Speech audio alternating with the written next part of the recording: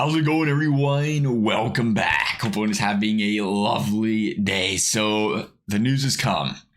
Higgins will be, he's expected, per The Athletic, he's expected to sign the franchise tag with the Cincinnati Bengals, which comes to really not much of a surprise at all. You know, the Bengals are going to extend this guy. It was going to happen last offseason. It would probably happen, at some point in time, we would have expected it to happen. You went to this last second. Usually, not always, but usually it ends up in a franchise tag, which means they can, do as expected, which is, hey, trade the man, get some compensation in return, or maybe next year things open up. Again, there's going to be, a couple guys in the O-line, couple guys, the defensive line on the defense. There's going to be some cap opening up.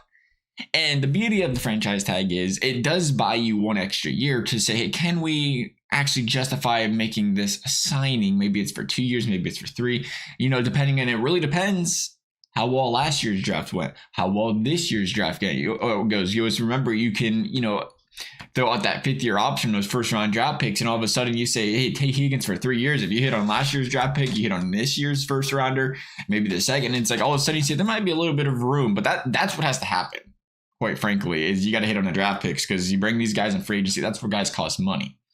So if there's a way that happens and things fall into place, you can say, all right, maybe we can't afford Higgins. Or maybe better yet, that if somebody comes up through the woodworks and is a rising star that can replace him to say, all right, we felt confident about him going. Or again, Bengals may already have plans made where they say, hey, we might re-sign Tyler. We got Charlie. They might look in those areas and say, well, we believe in what we have. He's going to get traded. We're going to get some good compensation for him. Either way, it's important, I think, what the Bengals do is hopefully, the only thing you worry about is you don't want to upset a guy like Higgins, which I don't think he was going to get, the money he's going to get off the franchise tag. He might have, but I don't know if he's going to anyway. So I think, you're kind of happy. It's always tough to play in a franchise tag because you want the stability, but you got to be kind of like, it's not a huge deal. Going to make some good money here. You worry about the injuries that gives T. Higgins a year to prove himself. He can stay healthy, gives him another year to really go off. He dealt with a lot of injuries this season. And it might really be beneficial for both sides if T. Higgins has that opportunity now to say, hey, because I think you did. I think you walked into this offseason. You knew what he was capable. You knew he was a good receiver. But a lot of people around the league would also said, hey, he's got Joe Burrow as quarterback. He's struggling to stay healthy, which raises some concerns. But if he can go put a full season together, healthy next season, and tear it up like we know he's capable of, and boy, we know he's capable. I mean, this is a guy. You watch him play. Again, we're saying if he stays with the Bengals and they don't trade him. If you watch him play, it's just, he feels like a 15 touchdown kind of guy.